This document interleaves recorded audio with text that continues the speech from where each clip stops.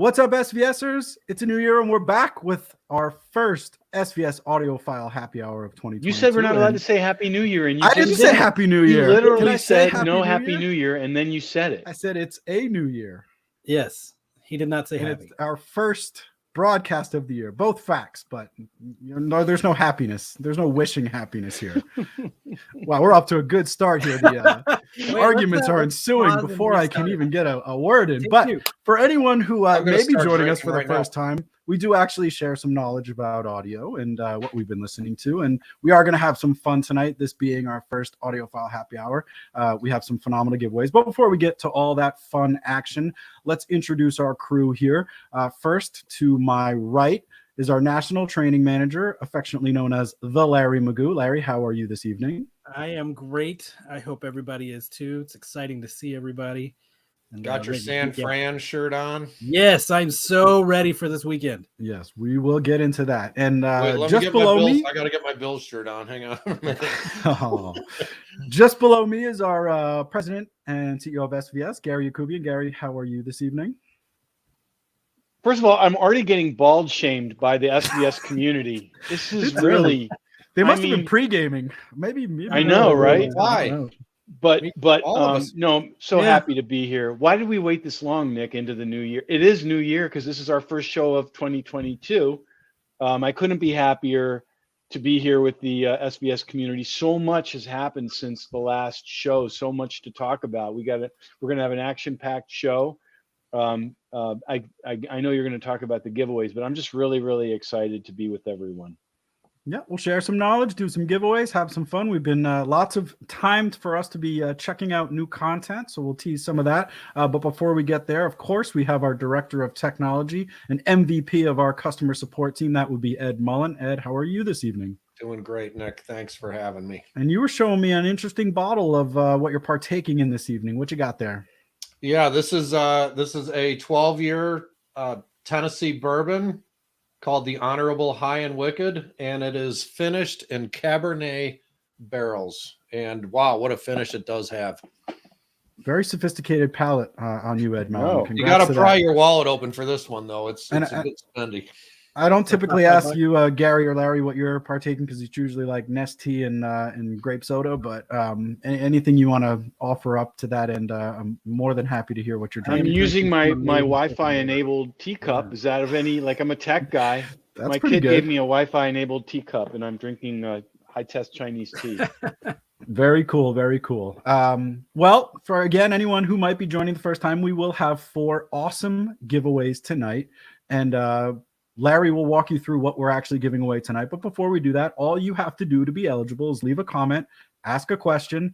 We have Eli from our team working behind the scenes, pulling some of the questions for our famous lightning round that we'll get to answer as many of your technical questions towards the end. But even a comment just makes you eligible. 1 comment, 1 entry. That's how it works. But feel free to converse as much as you like. And Larry, what do we have on tap? We have 4 SVS giveaways, and then we have bonus giveaways. We do. So we've got 7 giveaways tonight. So I hope you all are excited for that. The first one is going to be a PB1000 Pro subwoofer, followed up by a pair of Prime bookshelf speakers. And then the third prize of the night is going to be a pair of Prime Elevation speakers. And then wrapping it all up with the big prize is going to be a SB2000 Pro subwoofer, along with the SoundPath Subwoofer Isolation System. And then we've got souped up SB2000 Pro. Yeah, so it's souped up. It's ready to go. It's got a little extra with it. And then we're going to give away 3 6-month subscriptions to Qobuz. And if you're not familiar with Qobuz, that's some high-res streaming. That's really awesome. And I see some people commenting that they just watched us on that last broadcast we did with them too. That's right. And Gary, I don't know if you want to share some of the news that came out of that Qobuz broadcast that we just did. Give me a second here. I got something to flash on the screen, but it was a lot of fun, and we actually got quite an honor there while we were doing an interview. So why don't you share a little bit of insight on what we just partook in there? So it was so much fun, and we're very supportive of Qobuz because Qobuz is a high-res streaming service. It's really fun to use, but I think really importantly, it helps fulfill the promise of the technology of our products. It helps bring amazing sound to more people, and our products wouldn't mean much without amazing sound going through them. So we love Qobuz. And then lo and behold, we were given an honor on our Qobuz show by my old friend David Solomon. We were Nick, Larry, and I were guests on the Qobuz. Does it have a name? Their show? It's it's just their live stream. The Qobuz live stream, which I think they do every week on Thursday. Yeah, every Thursday. Every Thursday, and they're really great. But what an honor! We are the first recipients in history of the Qobuz Musical Truth Award, which I think they're like us. They love the fact that we support people enjoying great sound, their content in the best possible way, and that is a lot of what we stand for, just like Qobuz does. So really, really cool to get this prize, the first time it's ever been awarded. Yep, it was an honor, and I think we share a lot of sort of values with Qobuz, and they're all about just raising the profile of high performance audio, getting people excited and passionate about it. So it was great to catch up with David, and I know we'll be doing it more down the road. So always a great partnership there. But now that that's been said, we have to follow with our typical rhythm of recommending some content that we've been enjoying recently. If you guys don't mind, I will go first, and then I'll kick it to Larry. It has been a while, so I feel like we've all have full agendas, but I've really enjoyed Boba Fett. I know it's been sort of despised by some people. I think it's not quite as good as its predecessor, but I'm still enjoying it a lot, and my son's a big Star Wars fan as well, so anytime you can get a 17-year-old excited about anything, I think is a positive. So we've been enjoying that. I also started Hannah based on your recommendation, Gary, and I watched that at the gym, and it's great. It just kills time while I'm on my gym equipment there working out. So kudos to you for recommending Hannah. Saw the new Matrix, also liked it. Controversial, but would recommend it. And then just last night I saw Nobody on HBO, which is what a thrill ride that is. Lots of gratuitous violence. Highly recommend it. Bob Odenkirk is the star of that movie. I won't give any spoilers, but phenomenal. Absolutely. Oh, I've heard that's good. Nobody. What's it called? Nobody. It's just called Nobody. Yeah. Nobody. We talked about that. I've heard about that. Yeah. I love it. And there was, I won't go into it, but I had a lot of fun with that. So Larry, what have you been enjoying recently? Well, we went to CES, so I had a flight. I got a chance to, or a lot of nights and flights to watch a few things. So I caught up on some movies I hadn't seen, and then recently just been watching some stuff on Netflix and Amazon and HBO Max. And the Matrix regurgitations I watched, and I wasn't as big a fan as you, but it was enjoyable in some sequences. Next week we get Ghostbusters Afterlife, so I'm pretty stoked for that. And the Wayne's World 30th anniversary coming up pretty soon too. But I bought tickets to my first concert in like a few years, so I'm pretty stoked for that coming up in June. Flicker Stick? For that. It is. They are getting together for a one night only, and it was so popular they had to add a second night. So I'm super stoked. Got a hotel and everything. Going to be a night out with the wife and celebrate our band coming back together for one special night. Very cool. And Gary, I know you've been checking out the live music scene, so maybe talk about that, and then anything else you've been into. Are we going to talk about CES at now or some future time? Because I have to say that just watching the SVS community zoom by with all these great comments, I'm feeling, folks, like we're slowly lurching, stumbling towards some form of normalcy. Nick and Larry were with me, with Dan. I'm forgetting someone, and Ken, who everybody knows from our old physical events, at CES in Las Vegas, which was totally amazing. There we were, demoing for folks. I mean, literally hundreds of folks. It was definitely a smaller scale CES, but it was super successful. We had lots of meetings with partners. We had international partners meeting up with us. And I was able to, because it was a little bit looser time-wise, I was able to participate in a CES panel discussing trade and international business. It was really, really just so much fun. But I think my favorite moment, I said this to, on the Qobuz show, actually, was when Larry and I were calibrating the home theater. Or Larry had already done it. We were listening to the demos together, and we were pulling out demos we hadn't listened to together in 2 years, and we looked at each other and just grinned. It was so much fun to create these awesome demo experiences at CES. And now I just heard today that the Munich high-end show is on. It's going to be happening in Munich, Germany, which is one of the best audio shows there is. So maybe we're stumbling towards normalcy. And yes, you're right, Nick. Live music was way in my life this week. I went to Vegas. I met up with, actually, believe it or not, a competitor, Jeremy Burkhart, who's also a very old friend of mine. He's the CEO of Origin Acoustics. He was also once the CEO of Speakercraft.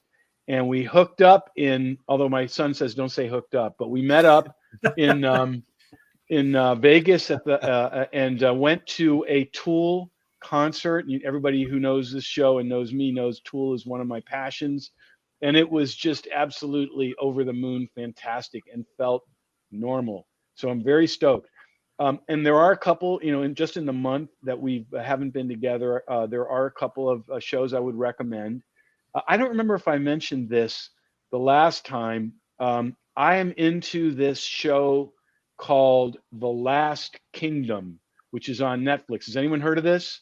Yeah, it's all 4 seasons. Yeah, it's pretty darn good. I just started it. I just finished season 1, and I'm definitely going to recommend it. It's really well done. And then the other thing, which I know all the SVS people are going to sign off after this when I say it, but I'm sorry, I'm addicted. Cheers season 2. I'm watching as well. Don't judge. I'm enjoying it. So that's what I've been watching. I've heard it's very watchable. My wife's big into it, and she got me hooked on a couple episodes.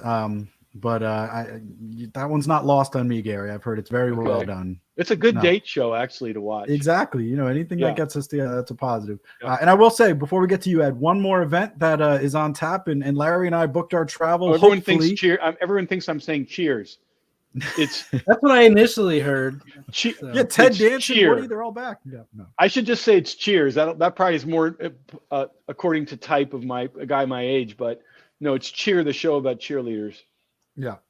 And I should also mention as far as upcoming events, Axpona. Larry and I booked travel there. Hopefully, wishing that it's going to go off in late April. We'll bring an awesome demo system there as well. So anyone in the Chicago area who wants to travel into Chicago, make plans for Axpona. We'll be doing it safely and having a lot of fun there. And Larry and I are going to be in Vegas again for Brand Source, right? So things are happening. Yeah. Brand Source is not anything the SBS community really cares about, except for us. It's just a sign that things are slowly getting back to normal, and we're hopeful anyway. Yep. So, Ed, I know you're always into some fun stuff. What do you got? Oh, my son and I watched season 4 of Cobra Kai. That was a lot of fun. And we are now circling back finally to Ozark. I mean, gosh, so much time went by between last season and this season. I had to go back and revisit last year to get caught up. But Ozark is not disappointing. It's really good. No spoilers. I want to watch that too. So, Larry, before we get to your movie segment, I see a logo there flashed on your shirt. When we said we'd drop a couple mentions of just what a phenomenal weekend this was. Any thoughts going into the weekend of predictions? It was so much fun. If you're a Niners fan like me and you live in Dallas, the last 2 weeks have been quite a bit of fun. But I just before we went on saw a story that more than 50% of the tickets for the Rams and Niners have gone to Northern California people. So I expect a great sea of red there. But man, it was such an awesome weekend. No matter what sport you're watching, there was soccer, there was football, there was basketball. There was so much going on this weekend. It was just unreal. Yeah. I see The Witcher in the comments. I forgot to mention that we binged The Witcher too. Yeah, that was very enjoyable. I liked that. Yeah, it ended too quick though. I wish they had more episodes, but that was a phenomenal watch, no doubt.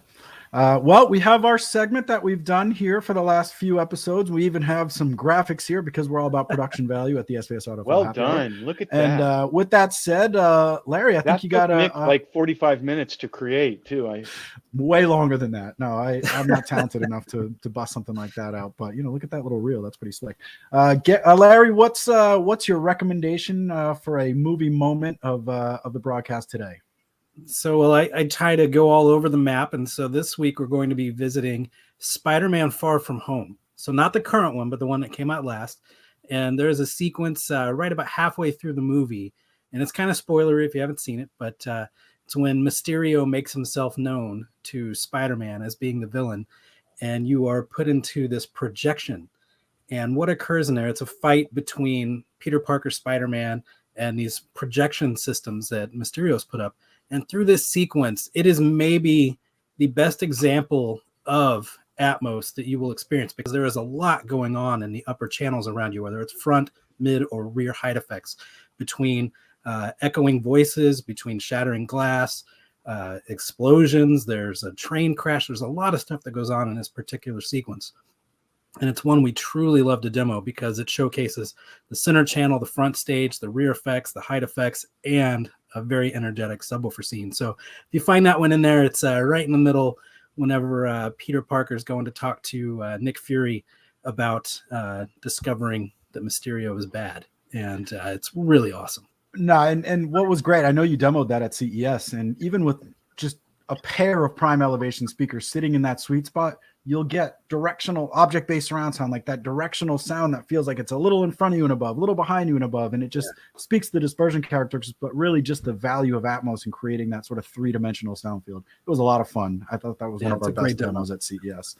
So I'm going to challenge Gary and Ed to think of their favorite Dolby Atmos demo, and we do owe the people a giveaway. So when I get done with this giveaway, give me a suggestion for one of your favorite Atmos movies. I have one that's coming down the pipeline, but for our first giveaway of the evening, we have a PB1000 Pro subwoofer, and the winner of that PB1000 Pro is Jamie Trinan. Jamie Trinan, congratulations. Yay, Jamie. Congratulations your way.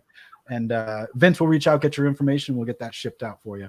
And the one I'm excited about, I've heard Ghostbusters. The new Ghostbusters movie has a phenomenal active Atmos soundtrack. So I was reading a review of it, and I've heard that is one of the best executions. So Larry, you might have to update your spreadsheet. I'll be buying it Tuesday, so I can't wait. Yeah.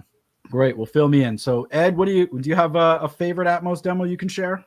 Not offhand, and the reason why is we're doing so much streaming, and it's kind of hit and miss with Atmos that I really would have to dig into the more recent Blu-rays to come up with one that I thought was noteworthy. Well, think of an old one. Yeah, you're putting me on. Can't go wrong with Mad Max. That's the Mad Max. The opener of Mad Max when the voices are whirling around the room, and then the dune buggy or whatever comes ripping over your head. You hear it from behind, and it comes over the top, and all the pebbles come raining down around you. That's a great scene. So yeah, thanks. I go with Mad Max. There you go. Glad I thought of that. Leading the witness. Gary, anything? So that was Mad Max Fury Road, and I actually was going to say, I was going to give two. I was going to say for an older one, Mad Max Fury Road I love it, and actually Larry and I still use it as a test demo. It's not just a test of Dolby Atmos, but also dynamics and bass. It's a really, really well done soundtrack. But for new, and it is streaming. I think it's now on disc finally, but I've only heard it streaming, and I think it sounds amazeballs. Is the Dune one? I think it's wonderful, fantastic demo, and frankly, I'm watching the comments. Several of you guys in our community already said that. Yeah, no, I think Dune is, and the bass in Dune, like if you watch Dune without a subwoofer, it's a completely different experience. Like some of the actual scenes, to move it forward, you're like, am I supposed to be, feeling something? And, it was an epiphany when my friend came over and watched it with the real sub. So great all around movie. And I can't wait to get that one on Blu-ray as well. All right. So first topic of the day I wanted to discuss here. We had somebody write in on the last happy hour. Why doesn't SVS make a passive radiator subwoofer? So I thought, Ed, maybe you could help define what is a passive radiator subwoofer, and then maybe we can get a little bit into what is a passive radiator? Because speakers use them too sometimes. Fair point. A passive radiator is a cone installed in a subwoofer that has no motor in it. It's called a drone cone, and so it's not hooked up at all. Right. It's a passive. Hence the term passive. It functions as a bass reflex, which means it will only work at certain frequencies. and it augments bass output from the subwoofer. So it physically reacts to the movement of the other driver in the cabinet. Is that correct? Yeah, and it only functions over a narrow bandwidth, in very similar manner that ports do in a ported subwoofer, but we prefer the porting system over the passive radiator for really a number of reasons. One of the big ones is a ported system is lightning fast, whereas a passive radiator, you've got this physical thing that has to physically move after another physical thing moved. And so we found that passive radiators tend to muddy the sound. Would you agree with that, Ed? Yeah, I would. I mean, the slug of air in the ports is can react more quickly than the heavy cone in a passive radiator. So we found that the clarity and the transient response and the sound quality is much better in a ported system. Passive radiators tend to sound sort of one note and boomy, and they also have issues with suspension noise or suspension rocking. So we're not fans, but it's a common question, and so that's what a passive radiator is and does. Well defined. I think you alleviated some of the thoughts that people had and understanding why we haven't gone that direction. And certainly there's good reasons why. I did want to say I want to build a playlist today. I meant to mention this earlier. I have a 6-hour drive ahead of me taking my son to a college visit. And with that ride, I want to build a ultimate road trip playlist. And actually our friend at Qobuz, David, said he would add it to their Qobuz and put it right at the top there for the SVS Ultimate Road Trip playlist. So I know this is not a new concept, but it's been a while and there's lots of new music out there. So I'm going to ask my teammates to offer their favorite songs for the Ultimate Road Trip playlist. And one that I just feel like has to be on every road trip playlist is Ramblin' Man by Allman Brothers. So that's going to be my suggestion. It's a classic, I know, but something about it makes me feel like driving. And I just love hearing that jam. So that's my suggestion. And Gary, you said you might have some surprising picks there. So I'll go to you next.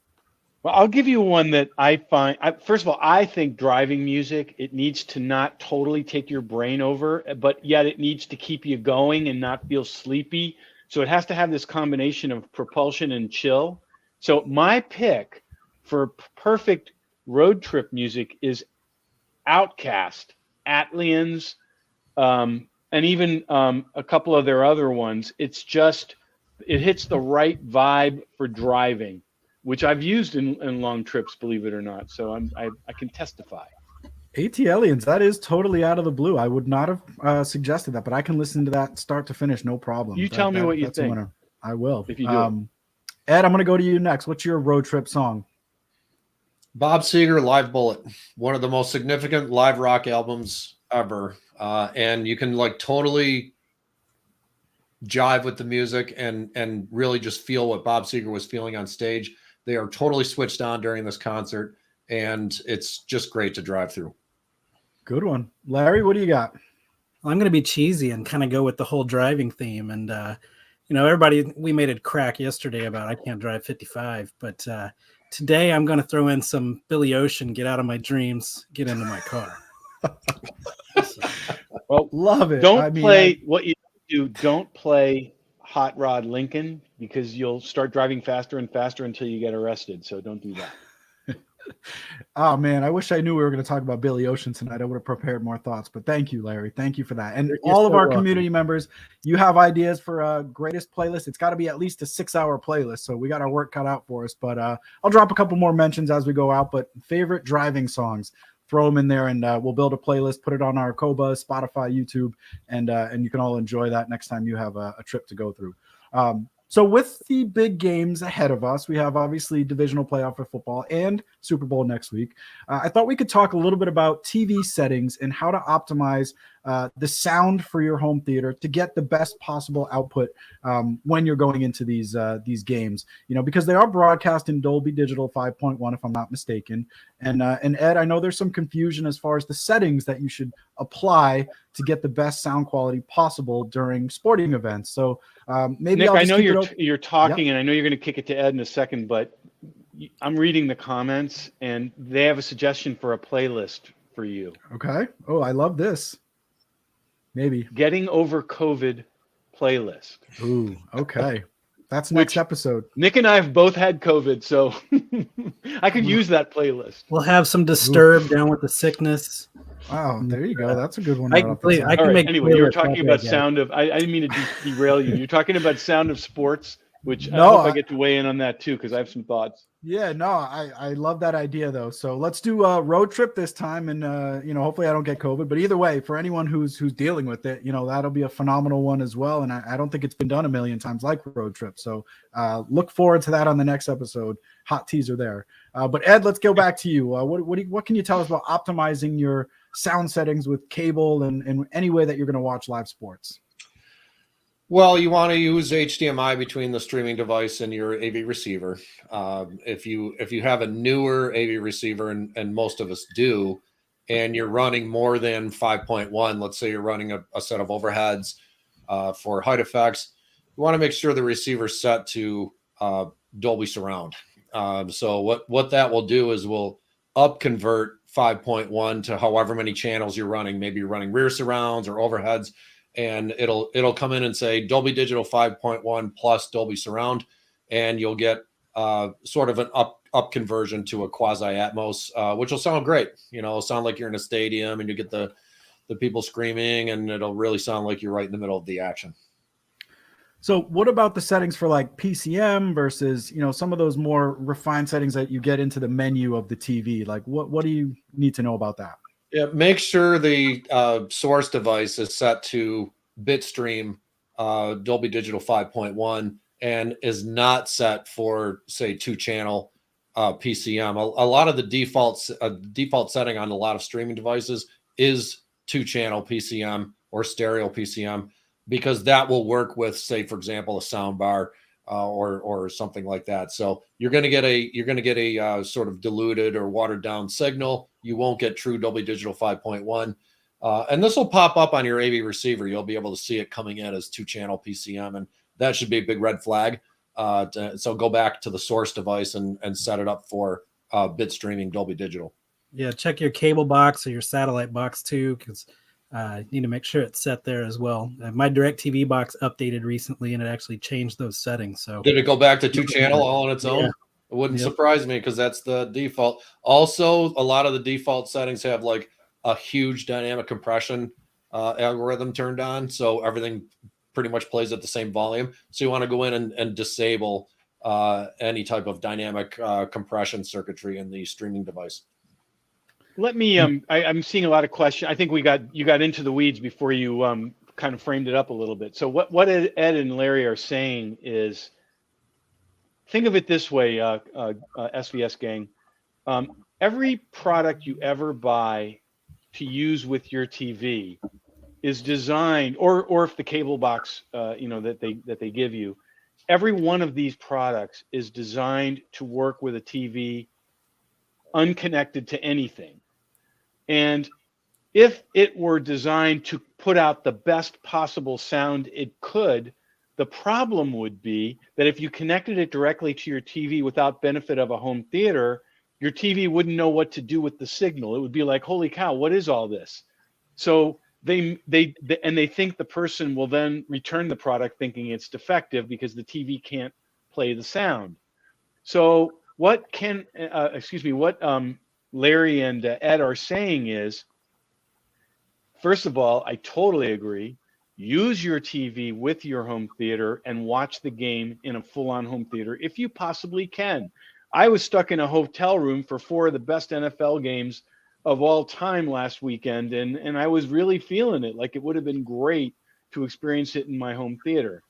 But the first thing you do when you add a new component, and Larry just pointed out, if there's a automatic over-the-air software update on your cable box or satellite box, you need to make sure that it is set up to output full surround sound. And PCM is just the lowest, and people are asking what's PCM?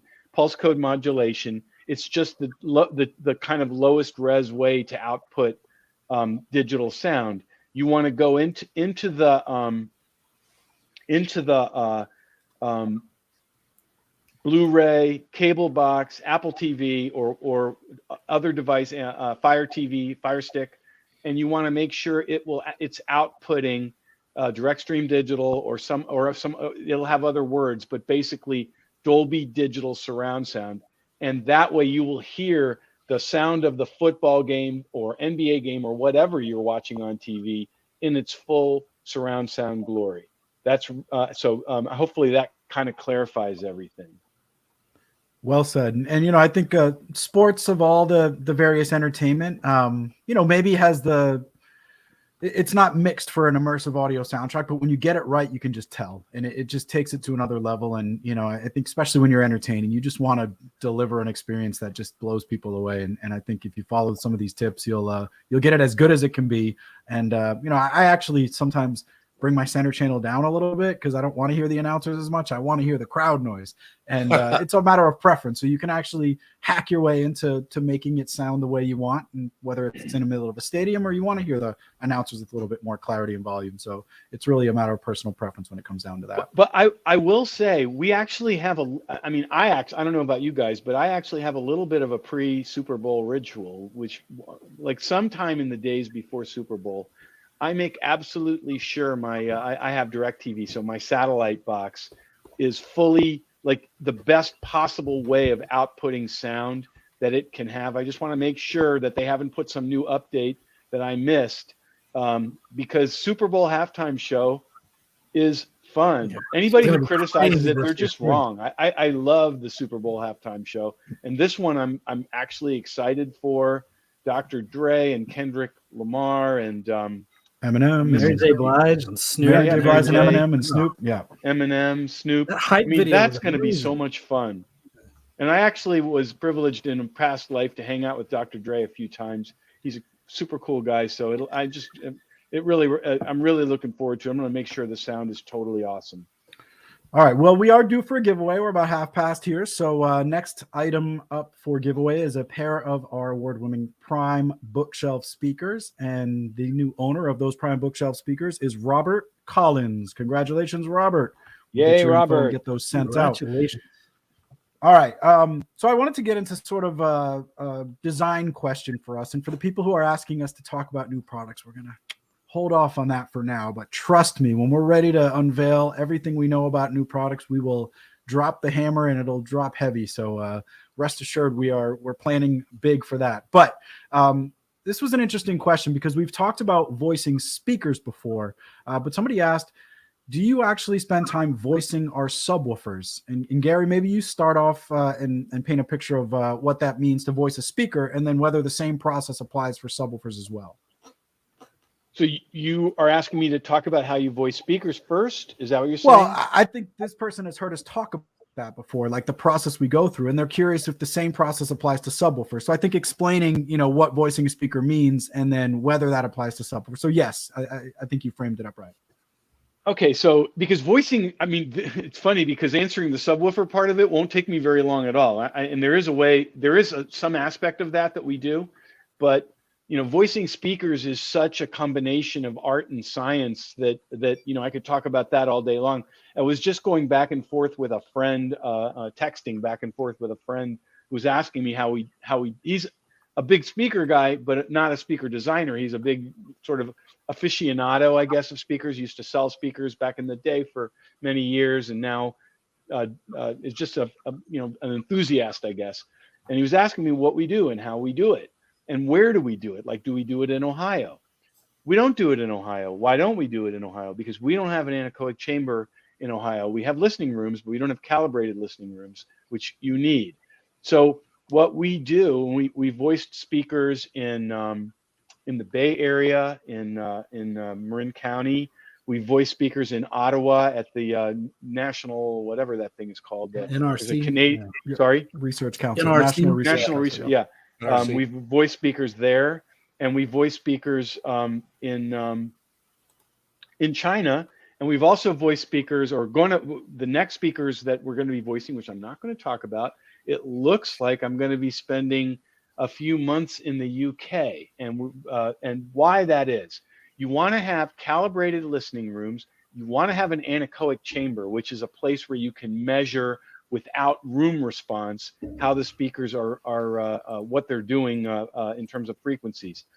So how we voice speakers is we measure with measurement tones, then we move them into a calibrated listening in the anechoic chamber, then we move them into calibrated listening rooms, measure them there with measurement tones, and then we start playing music through them. And Smith and I and the other team members, Jack, we all have demo content that we're super crazy familiar with, and we just cycle through it. We make adjustments to the crossover and sometimes make driver design recommendations to go to the next prototype stage. And what we do is we use female voice, we use cello, we use strings, we use electronica, we use male voice, we use all kinds of different content and make sure that it sounds like the real thing.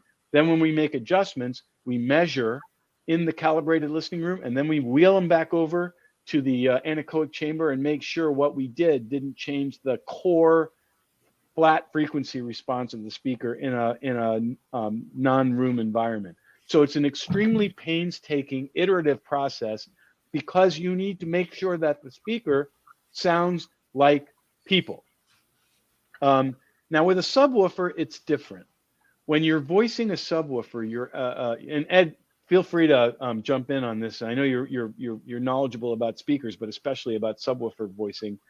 When we voice subwoofers, we're looking to see how deep does it go, and also how quickly does it move to reproduce the nuances of a plucked string or a deep voice or a bass drum. We want to make sure that the subwoofer is reproducing with accuracy and speed the content that we're listening to. So there is an element of voicing, but frankly, a subwoofer is such an objective experience that there are that's part of the arsenal, but it's not the most important part of the arsenal. Ed, would you agree? Yeah, and you know, we measure our subwoofers outdoors away from reflective structures. It's called a ground plane quasi-anechoic environment.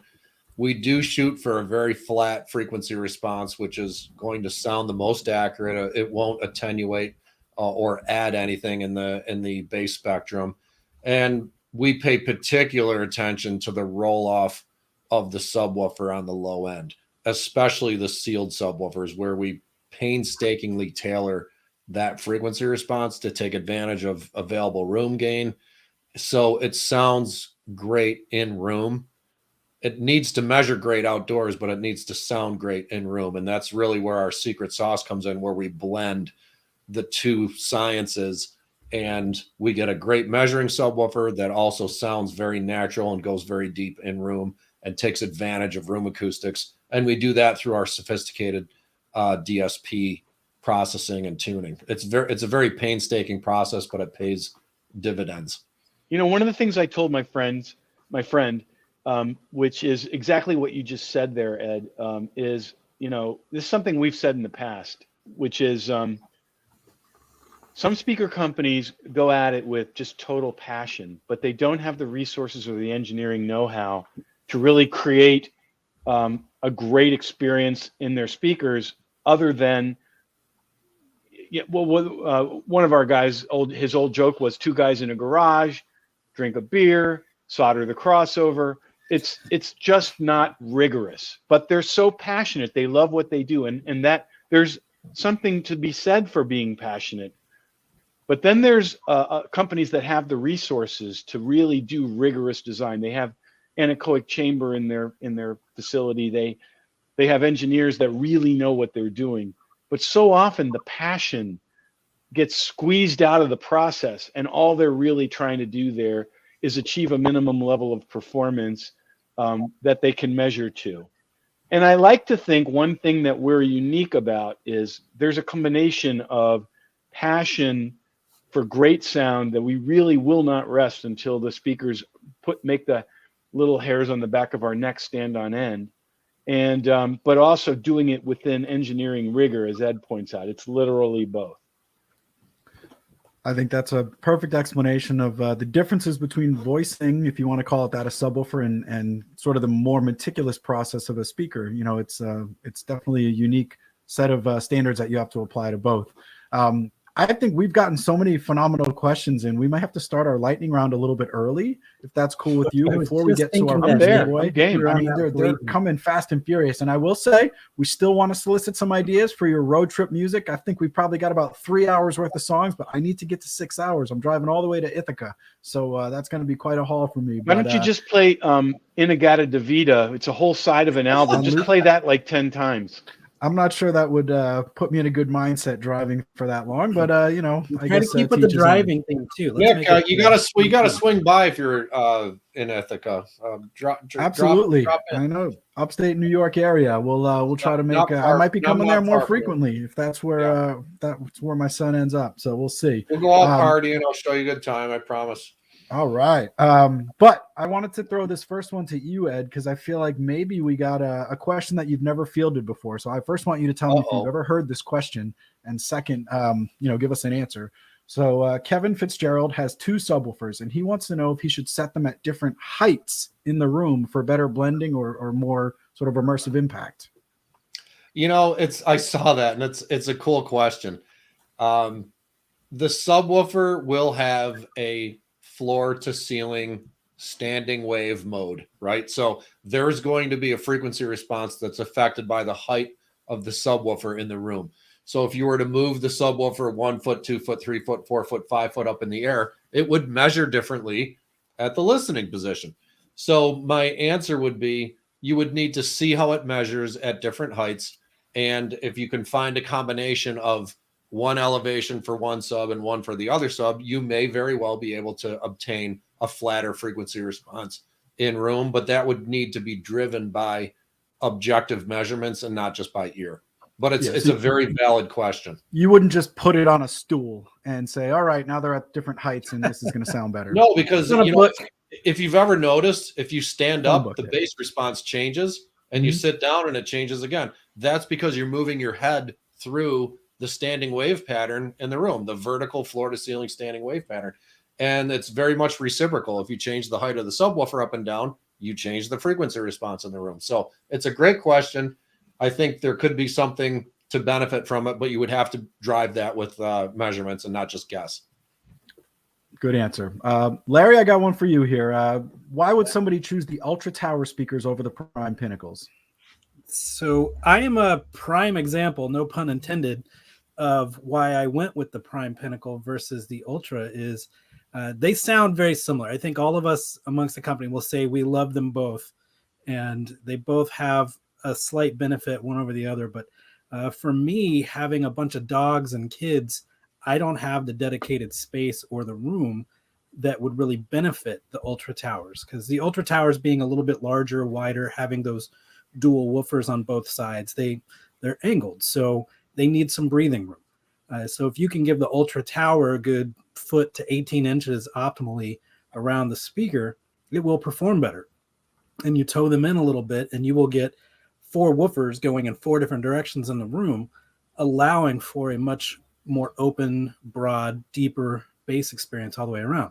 The Pinnacles get really, really close to that, and the real perk is they don't need any of that room. Down in my living room, awful space, TV sits in a corner, and I've got the Pinnacles right there, right up against the piece of furniture that the TV sits on, and they're fantastic. And I couldn't have done that with the Ultra Towers. So there's nothing that you can really fight against one or the other if you don't have the room. But if you've got the space for it, absolutely go with the Ultra Towers, because you will take advantage of some of the additional capability that it has due to those 4 8-inch drivers. Well said. Gary, this might be one for Ed, but I'm going to throw it to you first. I'm actually curious about this one as well. Derek asks, why would you put ports on the rear of a speaker or subwoofer versus the front? And his point is a lot of speakers have the ports on the rear. A lot of subwoofers have them on the front. What's the reasoning behind port placement being on either the front baffle or on the rear cabinet of a speaker or subwoofer? Well, functionally, it really doesn't matter.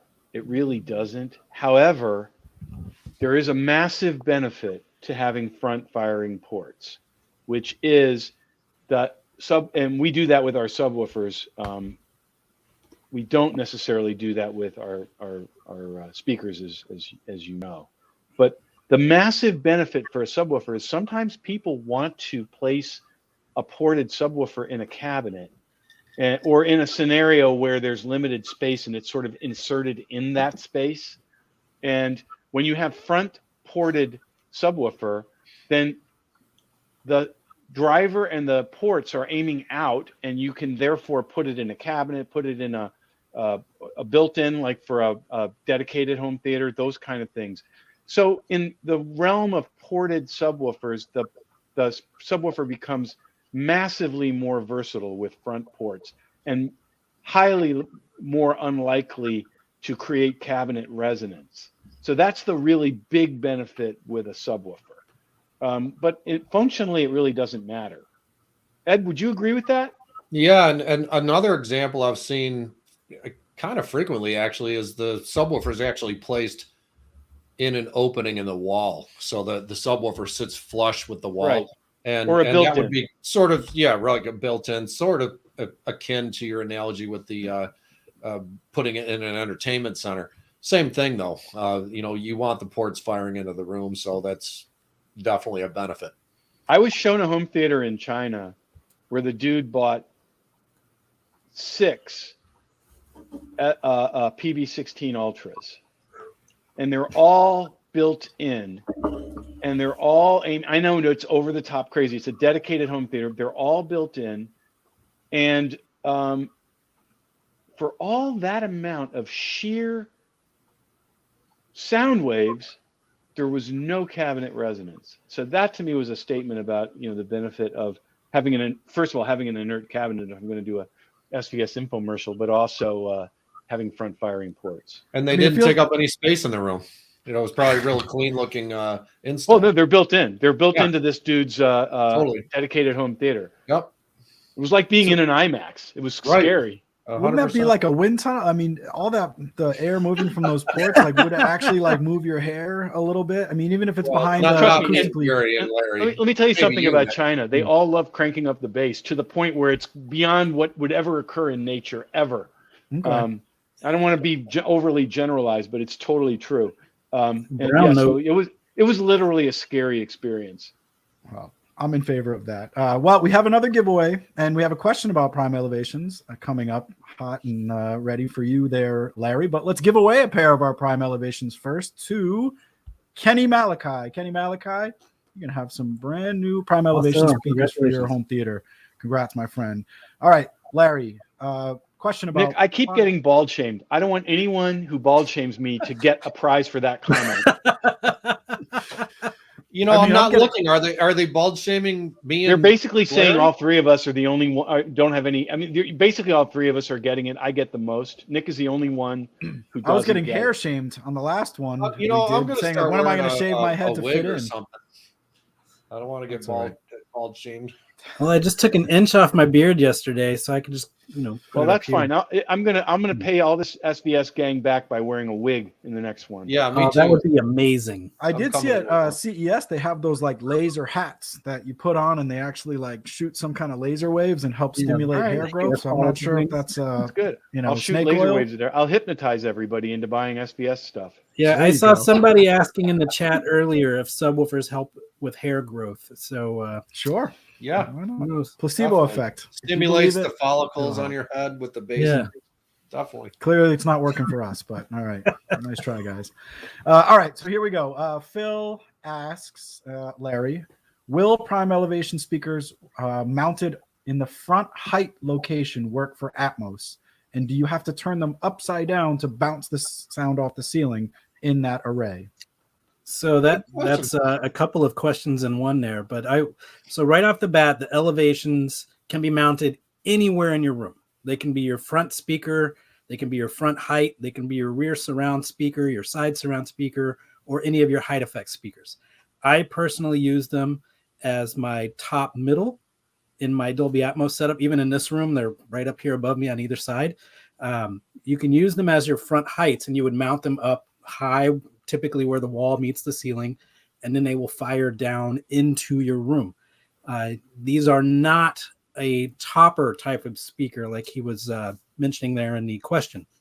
There are speakers that you physically put on top of your front speakers that are aimed up at the ceiling to push sound upward towards you to kind of emulate a Dolby Atmos experience. That is not. I think he might have been actually asking, like, when you're on the front stage, do you angle them up to the ceiling and then bounce it like from there? It's a mess in here, right? Oh, there's my lamp. So there you can see I've knocked down an album again, but that's the elevation on the wall, and it is aimed into the listening space.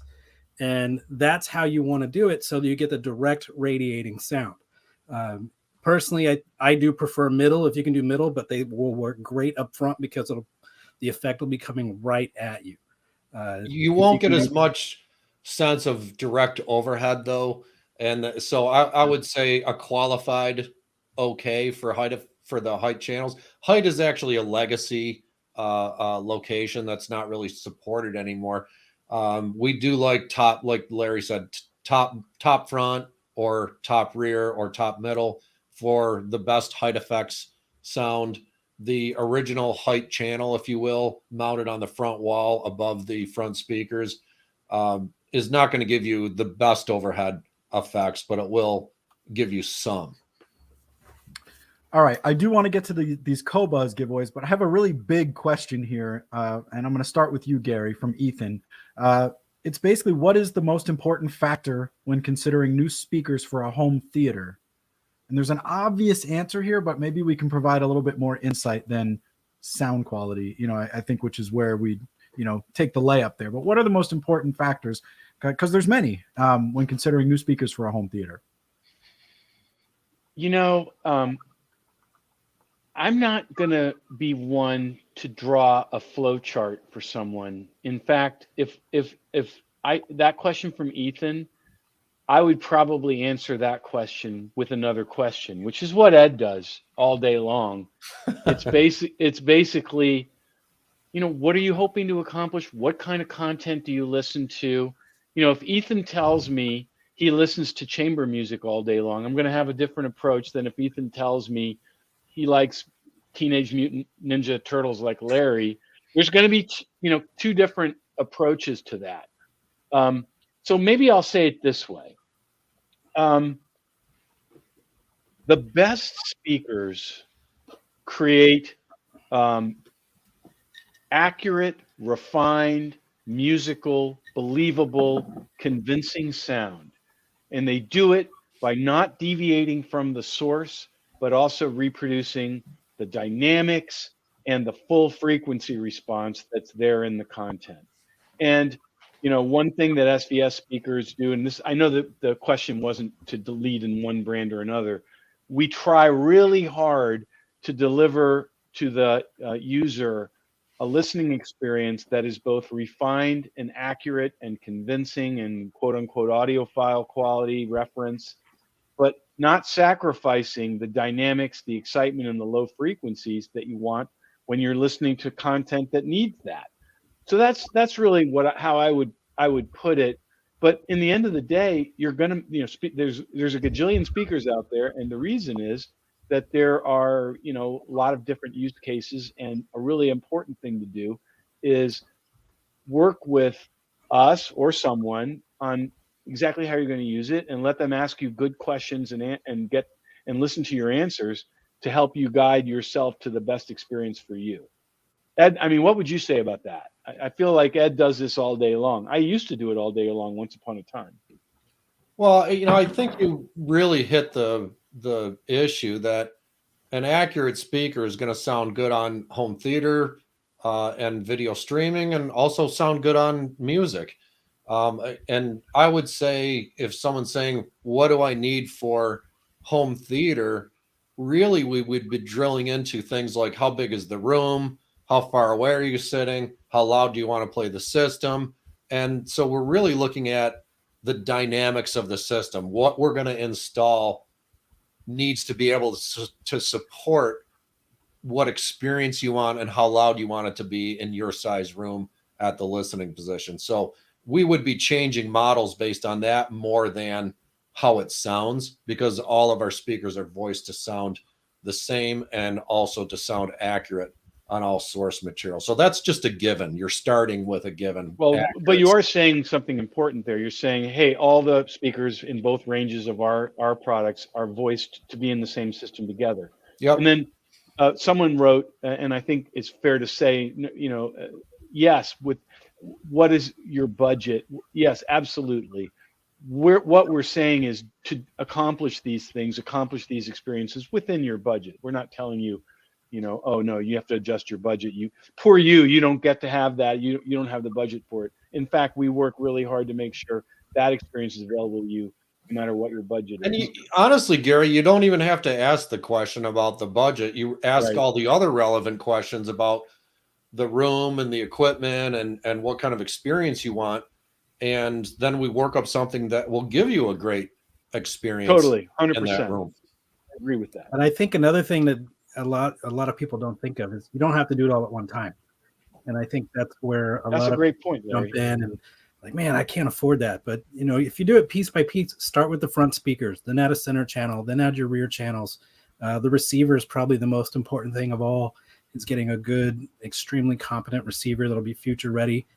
Then the front speakers and the center and so on and so forth. And you can grow. You don't have to do it all at one time. And I think that's the way a lot of us growing up before we had real jobs. That's the way we did it. And that's the way I have a real job, Larry, and I'm still doing it. Yeah, I totally agree with that. Doing it one by one is very. It's fun. That journey is. Yeah, somebody wrote I can't tell his name, but he wrote it's a journey. Totally is a journey. I completely agree with that. All right, we have 3 Qobuz 6-month subscriptions to fire off right here. So I'm going to do these rapid fire. So there were some questions. Do them all at the same time, Nick. I am going to. If you don't hear your name called, we reach out to you. There was a couple of people asking, like, we'll hunt you down and we will get you your free stuff. So don't worry about that. So our 3 6-month Qobuz subscription winners are Chris Bayer, Eric Lapp, and Raymond Gibson. Congratulations. We'll send you instructions on how to get those codes active so you'll be listening to high res and enjoying all the benefits of Qobuz, including the greatest road trip playlist ever, which get your suggestions in now because you only got about 3 more minutes to do so. With that and music to listen to while you're getting over COVID. We're going to have that for you next Well, that's going to be our next one because we are doubling down on playlists. I've convinced Gary that there's actual value in these, hopefully, because I listen to them. So and I love the fact that they're sort of a curation not music of the passions you listen to of our while community. you're cooking. Well, that one is debatable. Food. We could have had some fun. Very with that debatable. One. Yeah. Mood for food, maybe that's a toss up there. But I think we have time for 1 or 2 more questions, and these have to be lightning round before we get to our final giveaway. And this was an interesting one. I'm going to throw it to you, Ed. Michael asked, does it make a big difference if the center speaker is off center?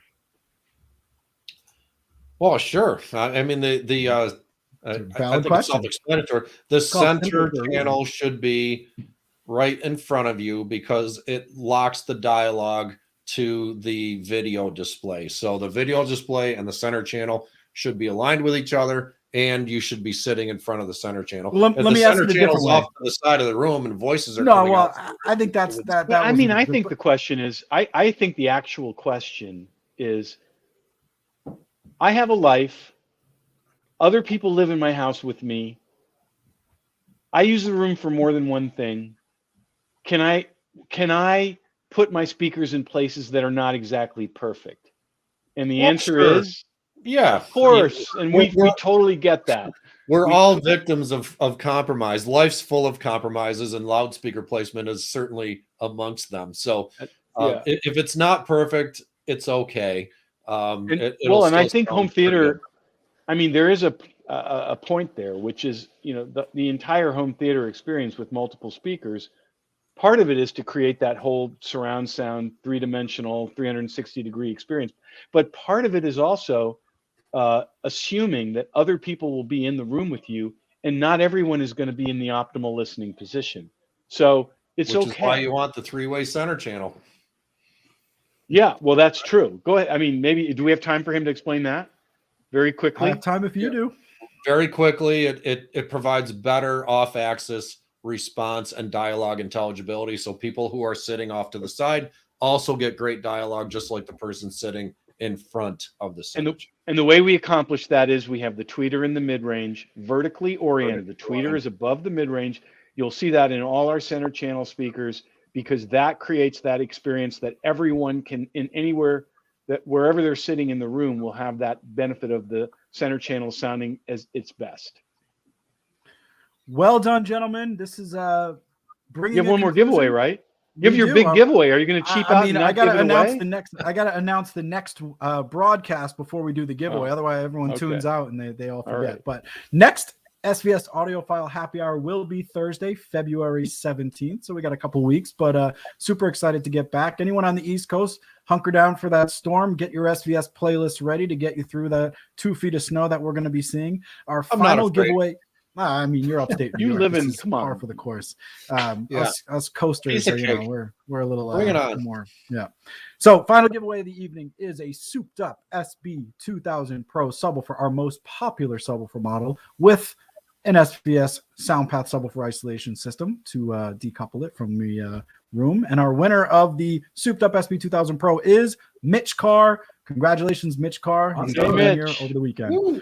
So, as I mentioned, thank you for tuning in today. Did we say the date of the next show? Yeah, February 17th. We're a couple weeks away, but we'll be back.